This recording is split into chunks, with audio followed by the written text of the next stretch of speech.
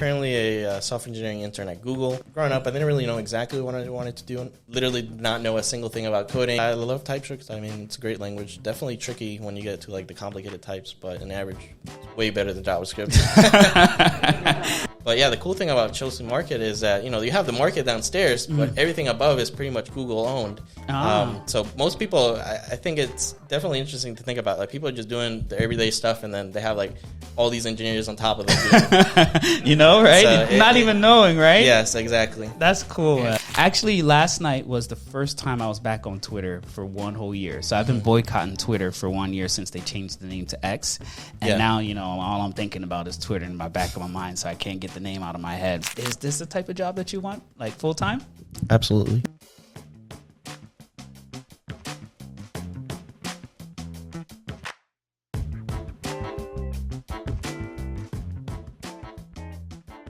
Welcome. Yeah. What up, D Hustle? What What's up, player? going on? Guess where we at, my man? The Big Apple, baby. The Big Apple, NYC, Big stand Apple. up. We out here. I can't believe we've made it all the way from San Francisco to New York City. And big shout outs to everybody that we've had a pleasure of hanging out with, especially some family. We had some family time, right? Yeah, we did. Yeah. All those Florentinos, right? Yeah, we did. All those Dominicans. I mean, they had me, I was overwhelmed. Nah, I'm just playing. I love each and every one of them. We'll shout them out throughout the show. But today we have a special guest. Who we got? It's somebody that, low-key, when I first met him, I knew he was going to be hitting stars. Okay. He's somebody that, when you look at his journey, you're going to have to follow along because he got some gems. And yeah, his start may actually mention something in the Caribbean too. But let's give a big round of applause for Sebastian Nunez. Welcome to the stage, Sebastian. What's up, man? Thank you. I'm doing great. Let me give him a real introduction. Listen. Súbalo. Welcome, Sebastian. Welcome Thank to you. the Tech Hustle. This segment here is called Backstage with BobbyD. And as mentioned in terms of all the show prep, the main focus here is to highlight your journey and definitely introduce our audience to some of the people that I've had a pleasure of, encountering, mentoring, teaching, having conversations with, and seeing how high you climbing on this ladder, man. Congratulations. Welcome. Thank you. Yeah, Thank you. yeah. It's awesome to be here. Thank you for the opportunity. I'm excited for our conversation. Yeah, for sure. Shout out Sebastian Nunez. Yes. From New York City. Yeah. And D House is going to hold us down in the cut. And definitely, let's just kick the story right off. Tell us where you're from, how it all got here, and we get to where you're working at right now because you're doing big things. Yeah. Speaking of Dominicans, I'm Dominican myself. There we go. Oh, look, you see? If y'all were only here to see how excited he was to hear another Dominican room in the room. Somebody from my country. Let's go. Stop playing around. Finally. Let's do it. Yeah, but I'm Dominican, born there. Came to the U.S. when I was 11 years old. Moved straight to Cleveland, Ohio. That's more or less what I had my upbringing. Cleveland, Ohio. Yeah. That's a little. That's a difference. He's telling me he's a LeBron James fan. Oh, don't worry about that. He is. He didn't say nothing. Shout out. Let me give him a shout out. I mean, who isn't, to be honest? But oh man. So Ohio. What's up in Ohio though? Family there? Yeah. My aunt, she's the first person to kind of migrated here, and she lived there for 25 years. Before us. Beautiful. So it was kind of the natural place for us to land. Yeah. And then you found yourself where else after Ohio? Yeah, so I lived in Ohio for pretty much from middle school to all the way up to high school. When I graduated high school, I actually moved to Miami.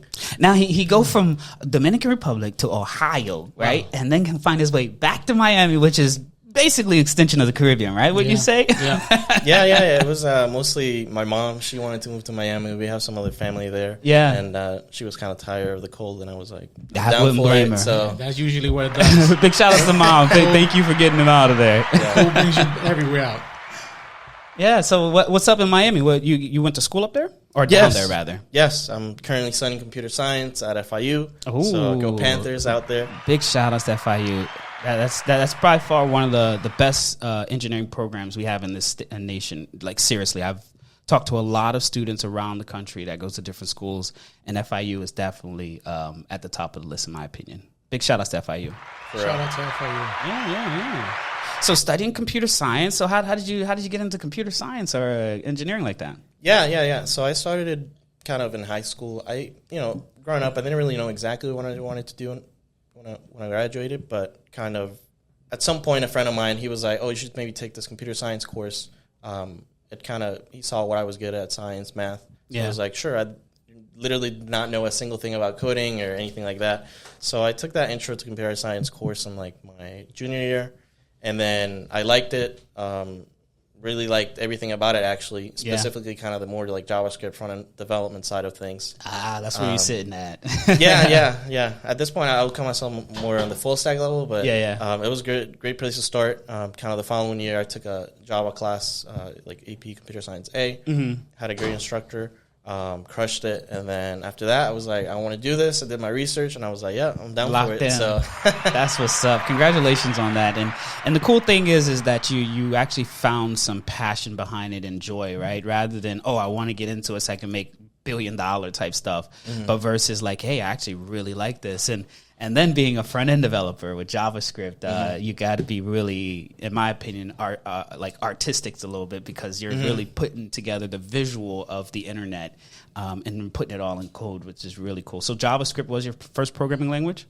Yeah. JavaScript was kind of my introduction to programming. Then Java, and then kind of those have been my two strengths. No Python? Oh yeah, I think Python right now is probably my favorite programming language.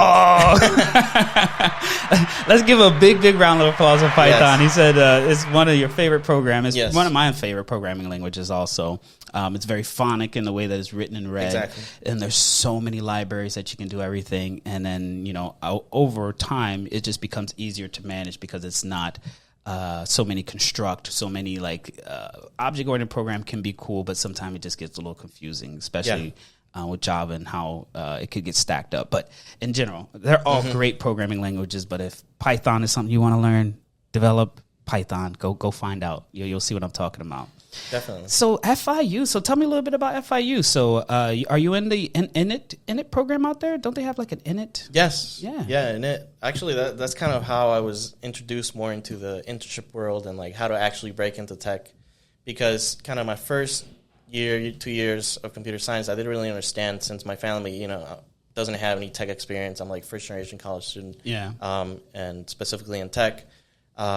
I signed up. It was called Upsilon Pi Epsilon UPE at the time, and they have really amazing programs. A lot of preparation for technical interviews, as well as just like building projects. Yeah. That's where I got my real introduction into like what it actually takes to get an internship and hopefully get a job. Yeah. Well, we'll talk about that because he's already checked off a few boxes around internships and stuff like that. Let me interject real quick. What's up, It kid? seems like you're the first generation in IT. I don't know if you had that same experience as me. Did you get phone calls just saying, my TV's not working, can you connect all that stuff? I still do. Oh, man. Because I get that a lot. Ay, mijo, come over here. Yo no sé qué yo hice, yada, yada, yada. I'm like, all you have to do is hit this button. And it's working. Yeah. Even now, recently, All with right. like, I just want to make sure it's not just me. even recently with like the CrowdStrike stuff, I had my mom and aunts calling me talking about like, what's going on with Microsoft, this and this. I'm like, it's like you got the key to everything, right? So true. And D's right. It's like as soon as they hear you say anything about computers, it's like literally anything that plugs into the wall, you're supposed to know how it works and you can fix it. So next time, tell them, if it's some JavaScript or something like that, or CSS, HTML, then I could probably jump in. But you're gonna have that for the rest of your career or rest of your life. That's what's up. So talking about internships and more or less getting close to where we first encountered each other, tell me a little bit about the Intuit program and how that really got you prepared for internships in the real world. So I would say that in it, they had a great build program. Essentially, it's a semester of building projects with a team of fellow students, maybe people who have done internships lead. But throughout kind of that semester, I also learned about CodePath, which has also been kind of a huge catalyst for me. I've taken, I think, like 4 or 5 courses from them. And between those two, init and CodePath, like it's a really good duo to prepare you for pretty much anything in tech. Yeah. So let's just give a big shout out to CodePath. What up, CodePath? What up, Kelsey? What up, Geneva? Geneva in the house. What up, Catalina? We see y'all. the whole team. I'm going to be missing a few people. The whole career center. Big shout outs to CodePath. So you saying the combination of both of these, and I like to label as supplemental education or supplemental things that you have to do to really get yourself ahead of your peers, because there's a lot of y'all coming out with computer science.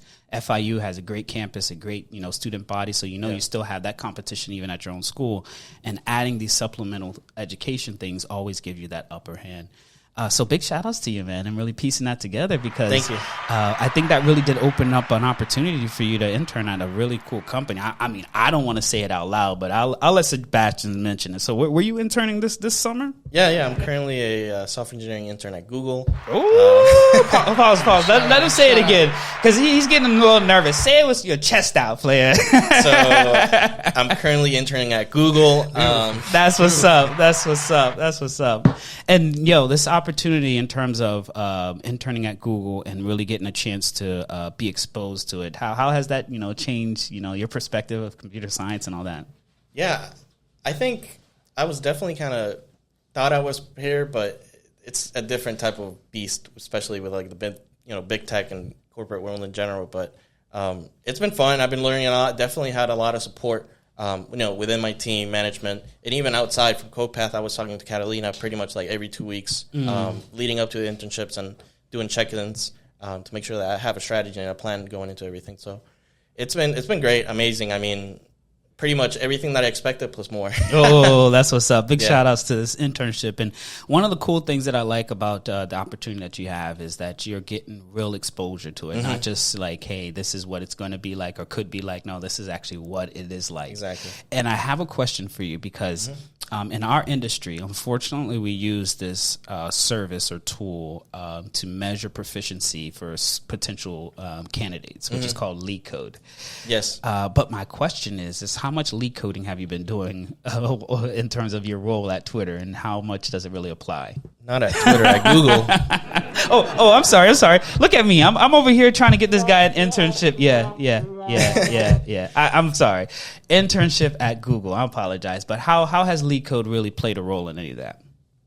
I think, honestly, LeetCode is pretty much the only way that I think you can offset the amount of luck you need within an interview setting. Because I feel as though a lot of the time in these interviews, it's all pretty much luck, depending on the question that you get, the interview that you get. But by doing LeetCode and preparing for these interviews, specifically kind of the 45-minute technical questions, the more you do, you can kind of offset the amount of luck, because you've seen more of the questions, more of the patterns. Yeah. And it doesn't require, to know everything, but a lot of LeetCode for sure. Yeah, for sure. Now, in your day-to-day, in terms of your role, do you actually solving those type of same problems, or are you going to be doing different types of things? I think actually, surprisingly, within the project that I'm doing now, there's actually a lot of data structures that I didn't think I would use like day-to-day. Specifically now I'm using like n-ary trees, a lot of typical like hash map sets, things like that. But trees I didn't really expect, because I'm doing like a visualization of nonlinear release pipelines, things like that. So I didn't really expect it, but it's definitely like a great foundation to have to really understand those data structures. Yeah, data structure is definitely one of those things that you don't really understand how it all comes together unless you're doing a project and a use case for it. Yeah. Storing data, storing user information, manipulating it so you can access it in other ways. But hey, I'm grateful to hear that all of these skills are playing out and very much favorable for you. So you mentioned a little bit about the project you're working on. So tell us a little bit about what you're working on at Twitter. At Twitter. Good Lord. What's wrong with me? Like, you know what it is, and I'll tell y'all what it is. No, that's not what it is, D. Actually, last night was the first time I was back on Twitter for one whole year. So I've been boycotting Twitter for 1 year since they changed the name to X. And now, all I'm thinking about is Twitter in my back of my mind, so I can't get the name out of my head. But give it to you again. Thanks, D. That's for the next one that happens. That's for the next one. But anyways, come on, bro. Come on, man. Messing with Sebastian. No, it's okay. Sebastian got it. It's just me. But Google in general. Tell us a little bit about the projects you're working on this summer. Yeah, it's mainly one project. I guess I'm doing kind of a supplementary thing now. But they have, I'm within the CI/CD space, specifically more on the continuous deployment side. Essentially, that's everything from after you kind of submit your code or run through test, you actually have to deploy it out in the world, essentially, throughout the entire world, different locations. And they have already kind of an automated system to get these candidates released, whatever. But there's actually a requirement now to have kind of nonlinear release pipelines where it's not just like, okay, it goes to like the early stage and like pre-prod and then prod. It may be required that you have multiple pre-prods, maybe one specifically for Europe because they have like different privacy requirements. And that's kind of the idea where you have this kind of tree structure of dependencies that have kind of independent promotion schedules and different rates of release, essentially. That's what's up. So it's centered around that, giving users information to be able to do their job. Shout out to Sebastian. That right there, in terms of what I always feel like CI/CD is like right in the middle before all the work you're doing in terms of dev to actually getting into production, right? And as long as you have an effective tool or service to help you deploy, it usually streamlines the process. And then it definitely sounds cool in terms of being able to, parallel deployments in different regions, percentage-wise probably. You said pre-production, test development, and then in production. Like having a cool tool like that definitely makes life easier for developers. And that's usually the role of those, teams specifically around developer, what do they call them? Like developer advocates or people that are just focusing on helping developers get their code into production as quickly as possible. That's really cool. Now, are you doing anything on the cloud infrastructure side after the deploy or just the CI/CD pipeline itself? No infrastructure. Mostly just like developing kind of visuals for different engineers to be able to understand what's going on. You're a front-end engineer. So are you using TypeScript at all? Oh, yeah. A lot of TypeScript. A lot of TypeScript? Thousands of lines of TypeScript. So how do you feel about TypeScript, though? I think it's great. I mean, I've had to actually, with a different project that I'm doing now, it's more of legacy UI. And that's in JavaScript and using like AngularJS, which is like really old. Whereas what I'm doing now, mostly it's Angular 2. But yeah, I love TypeScript. I mean, it's a great language. Definitely tricky when you get to like the complicated types, but on average, it's way better than JavaScript. And that's always good to hear as these new programming languages are coming out to supplement what we've already been customized to use. Still have some of that same flavor, taste, but definitely adds a new, seasoning to it or a way of writing code or developing or deploying. So that's big ups. Would you say that TypeScript is going to be like the new front runner in terms of like those, people that are interested in getting into tech or they're already in tech, thinking about, learning another programming language? Yeah, I guess if between like front end and back end, if you want to go back end, mostly Java, like, the back ends I'm using, it's all Java. Yeah. And then front end, definitely TypeScript. I mean, it's definitely the way to go by far. Just everything uses TypeScript pretty much. Like any company that I've worked at uses TypeScript as a baseline. So definitely learn TypeScript. That's a nugget right there. There's definitely an opportunity for y'all to catch this because I've heard something Sebastian says is that places that you've interviewed, talked with, or done some work with, they are looking for that skill set, TypeScript. Even though, you can learn it as you go, but it'd be great to have projects to be able to showcase that. For sure. Now, in terms of like other things about Google, or tell me like one cool thing that's in terms of just your experience there, visiting and being in that work environment and stuff like that.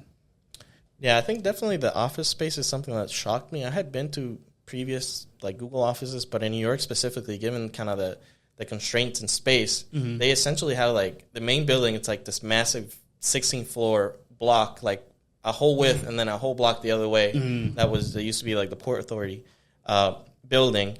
And then besides that, there's also a really cool one, which I work at. It's called Chelsea Market, which, have you been to Chelsea Market? Yeah, we actually walked that way. Was that, we was heading towards Pier 57. Yes. Pier 57, Pier 57, another one of the buildings. But yeah, the cool thing about Chelsea Market is that, you have the market downstairs, but everything above is pretty much Google owned.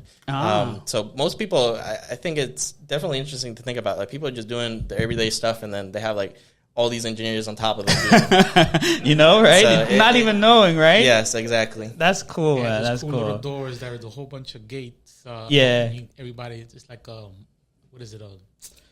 What do you call it? It's like a monitor, I guess, in the beginning. Yeah. People go up. I think it's a big route. I think you guys had like a family friends day.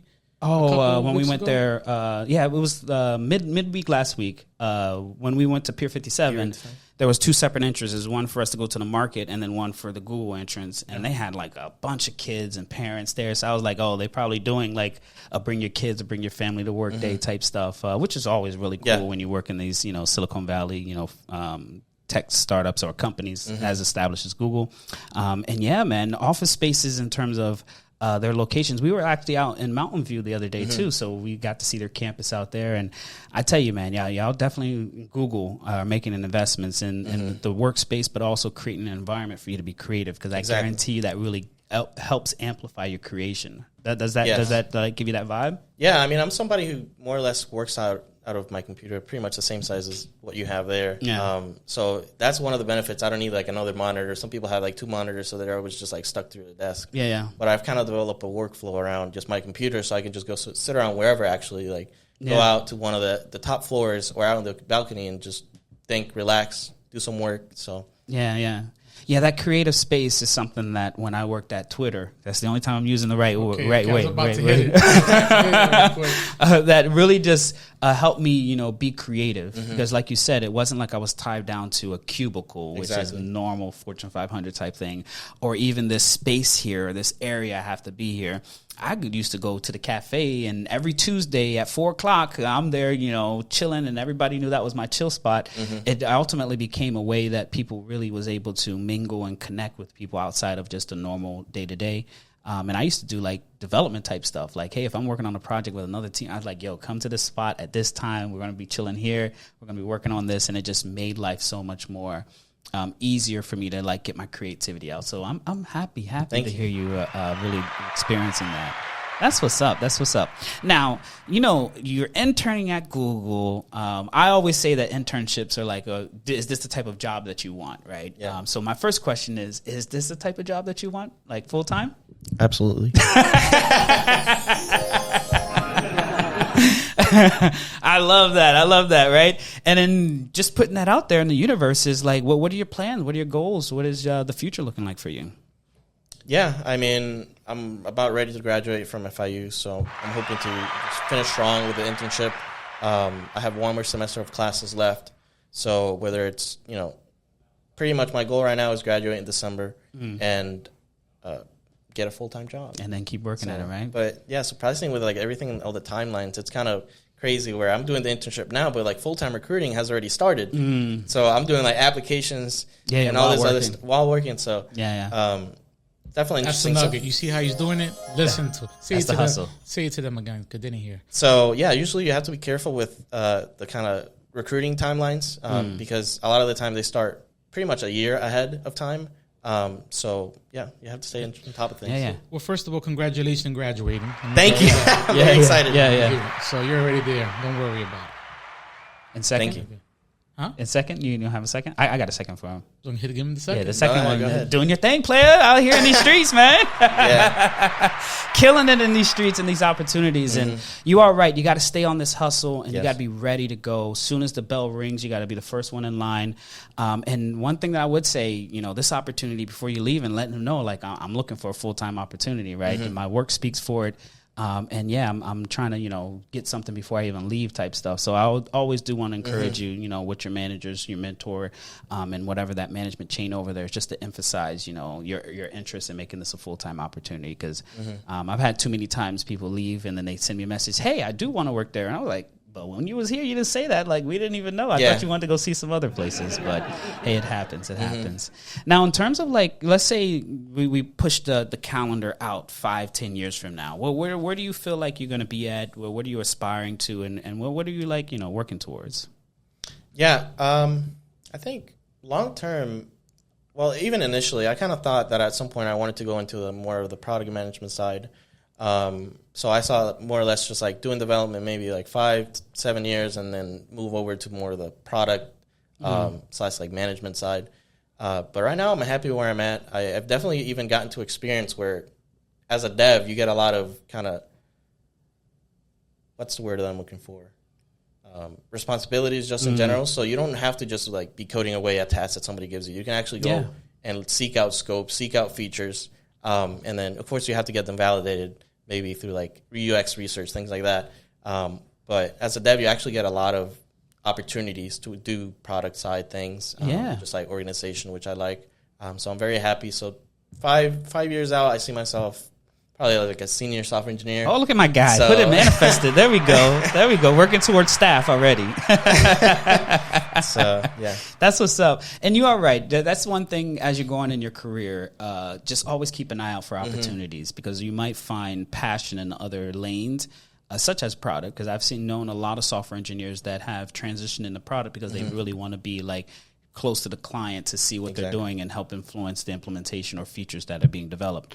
And you also mentioned that the other side of the coin is if you do stay on the tech IC ladder, individual contributor ladder, you can still elevate and become more of a team lead or a lead group or even, like a staff engineer and seeking out products and projects. So the lanes are open, especially at companies like Google. Oh my gosh, it just sounds good that your mindset is already thinking about that so that you can keep your eyes open as you're moving and just run towards it. I don't know if you know, but he already graduated. In my book, he graduated. He's already got it, right? He's already there. He's already having the celebrations, the parades and everything. You already booked the flights to DR? Vamos para allá. Oh man, that is awesome. So in general, the last thing that I want to mention to you, because I definitely want to bring them back up, is CodePath, and just quickly want to give them a space to hear you talk about your experience with the program, and definitely just reiterating some of the stuff that you mentioned earlier. So tell us a little bit about how you got involved in CodePath and definitely the results of supporting or using their services to get where you are now. Yeah. So I got introduced to CodePath through init. Essentially, a lot of the people that I was working on in the project, they were talking about taking classes with them. So, it was kind of late, like summer and or like fall season, so I didn't actually get the chance to sign up for like a class right away. So I had to more or less just like put myself on the wait list. As soon as I got that email, that wait list open, sign up. It was, I believe, an Android development course. So I've actually kind of done it all, to be honest. I've done like Android course, iOS, technical interview prep, and the web development track. So I definitely got a lot of experience, and it's been really great to just have the opportunity to experiment with different things. Yeah. But yeah, besides that, I also did the ICP program. ICP, yeah, that's a really good program. Over the summer, I had a lot of great opportunities to network specifically because I think that's one of the most important things now with, kind of how the markets are. They're very competitive. So the one thing you can do is kind of network and look out for opportunities always. Stay on the hustle. Much. Fast. Stay on that hustle. Yeah. But yeah, through that I was able to build a network, talk to different people, and up until now it's been working really great. I got even the opportunity to meet Michael, CEO of CodePath, through a recognition through Miami-Dade County. What up, Michael Ellis? You come up to the podcast, player. I did not expect that at all. I felt like I met a celebrity and we were just at this event, which was really awesome. And I think in general, just like the Miami community is really booming as far as tech goes, which is really exciting to see. I want to see more companies in Miami. Because, a lot of the time, like, let's say now I graduate, I'm looking for opportunities elsewhere a lot of the time because there's not that many jobs, specifically within Miami or tech companies. So, and we up in Palm Beach. I don't know if you knew that. We're up in West Palm Beach. So okay. Yeah, we're a little bit north of Miami, less than 45 minutes. Oh, okay. That's where we're holding it down at. Yeah, that's awesome. Man. That's awesome. So yeah, we definitely want to see South Florida come up too. And I guess our first encounter was one of a CodePath's event. I guess they did a cafecito meet and greet with career coaches and stuff like that. And I did a workshop. Yes. To kind of give y'all some game on technical interviewing and stuff like that. What did you thought about that experience? I thought that it was very eye opening in a sense. I'm waiting for him because it was. These were like my early days. Like up until that point, I'd never had like a technical interview before. I didn't know anything about LeetCode. So it was kind of eye opening to see that these questions, like, they have a method to them. It's not just like, I'm not that smart because I can't solve it. You can't solve it because you haven't maybe seen the pattern before. Facts. You don't know the data structures. So it's a matter of going out and learning. So that's kind of what I realized, that there's a lot to learn. And specifically just like, what do I have to focus on that I'm lacking now? Because I've always been kind of good at the programming and making your Java code, just like courses in general. Yeah. But specifically to get a tech giant job, you need a lot of LeetCode preparation, and that's not typical within a classroom setting. Yeah. And that's also another thing that's really beneficial about CodePath is having the ability to work on real life kind of projects and skills that are not necessarily focused on during school. I felt like a lot of the courses give you a foundational and kind of background knowledge that you need, but not like maybe necessarily the specific skills to get a job or work at a job. So that's been really great. Yeah, for sure. Big shout outs to CodePath. And then that's what I always talk to my mentees and cohorts over there is like the practical knowledge is what you need to get, not just theoretical, right? And even the projects you're working at school, I need you to do something that's real world, like not just build a tic-tac-toe and then want to get $100,000 job. And I'm like, yo, how does that happen? I can build a tic-tac-toe too, right? But once you start to, build applications, actually build APIs, build a front end, connect that together, store it in the database, maybe have to add caching. Like, as soon as you start to do those building blocks, that's where the leveling up comes. So it's always good to be associated with organizations that are doing that supplemental stuff. And, big shout-outs to CodePath again. I just want to make sure that we give them a quick shout-out. Now, we are getting close to the end of the podcast segment here, but there is an opportunity for you to ask me any questions that you may have. And I don't know if I had put that in the sheet or not, but if you do have any questions, being Backstage with BobbyD, it's an open book here. So let me know if you have any questions on the top of your mind. Yeah, I guess since you've been mentioning Twitter all this time, you said that at the beginning that you had kind of boycotted Twitter. Yeah. And it's interesting to see kind of what the different dynamics have been with like all the layoffs, in Twitter specifically, but outside. So where do you see kind of tech going with all these layoffs? Do you have any advice for people that are maybe struggling to get a job or just starting to think about getting a job? So that's a great question. First of all, it's Twitter 1.0. So that's the one that I represent. Twitter X, I don't even know what that is, but so it is definitely something that's an eye opener because I've been in this game since about 2002, and I've seen the roller coaster ups and downs of the tech industry. So when I got right into the industry, it was like right after the tech bubble. So the bubble happened 99, 2000. Everything is dropping in terms of opportunities, and I slid right in there with, a job, starting at the bottom, working at the help desk more or less, right? Servicing, calls, people resetting passwords to creating accounts and stuff like that. So I had to literally like downplay my skill sets a little bit so that I can get an opportunity. Right. So that's something that I think a lot of people may be running into, especially the senior engineers that are being laid off, is that they're downskilling and taking all the junior jobs now. You get what I'm saying? So now y'all newer people or newer engineers coming into the field don't have access because those opportunities are taken up from people that have to shift. I also see that the market itself, whenever I go to job listings, they're always looking for senior staff engineers. And I'm like, yo, what the heck is going on here? And what I'm really noticing is that the market is shifting in terms of the type of candidates that they're looking for and the actual skill set you need to bring to the table. With that said, this market is going to be an opportunity for you to, number one, be upskilling. So you're going to have to learn more than just one programming language. And when I heard you say TypeScript, I'm like, yes. Or you're finding out all of these things that these companies are using because those are the things you're going to have to upskill so that you can be more marketable. And then number two is apply. Even if the job says VP of engineering and you need a PhD, apply, right? My thought process is if they call me, hey, that's all I need is a phone call, right? We'll talk about why I applied for the job and all that stuff. Is you're going to have to be on this hustle even more. You're going to have to lean on your network. LinkedIn, if you're not on LinkedIn, you better be on LinkedIn. And in general, it's going to be really tough for you to catch these opportunities like they did in 2020 compared to now, so you got to be on it. The opportunities are there because I still see the job listings. It's just that the requirements are going to be a little bit higher, so you're going to have to do more to be seen. I'm hoping that the graduates that are hearing this conversation and those that are just getting the tech really just understand that, hey, it's not you in terms of you don't have the ability. You just got to show your work more. You got to show your ability more so that you can be seen and stay on the hustle. But hey, the roller coaster, right? There's a down and then there's an up, and eventually be back up into the top. So that's my opinion. That was a great answer, honestly. Thank you. Yeah. You didn't say Twitter after that, right? No. Wow, bro. Wow. My fingers get itchy. He's twitchy over there. Anything else come to mind? I guess when you were talking, one thing specifically about like applying, which has been kind of my strategy as well, is that you may apply to a job that may not fit you due to like the graduation day or things like that.